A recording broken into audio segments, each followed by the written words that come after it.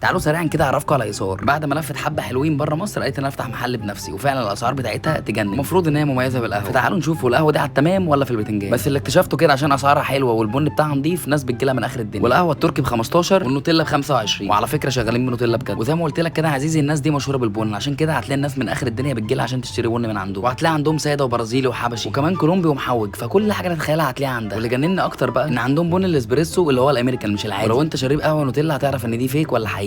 بص بقى يا سيدي، بتنزل بالمعلقتين وهوب باللبن. خلي بالك انا جاي اكلمك على السعر، اقول لك ان القهوه دي ب 25 جنيه بس. انت متخيل بعد كل اللي انت شفته ده؟ الفكره اللي فهمتها في المكان ده ان هم عايزين يتشهروا ومش عايزين يكسبوا. انا حرفيا لو قاعد على قهوه مش هينزل لي بالسعر يعني تخيل كده هتروح انت وخطيبتك تقعد في مكان مكيف وتشرب 2 قهوه نوتيلا وفي الاخر تدفع 50 جنيه بس، بالخدمه بالضريبه بكل حاجه تتخيل. جمهوريه خالد فين؟ احنا عايزين من بكره نروح الاثار ونملى لها المكان. وغير بقى اللي قلت لك عليه ده كله، هم عندهم بقى افتكاسات كتير قوي. اكتشفت كمان ان عندهم القهوه العربي والقهوه الخضراء بتاعت الدايت. لا ومش بس كده، ده كمان عندهم فليفر القهوه زي البندق والكراميل والشوكولاته، وكمان عندهم نسكافيه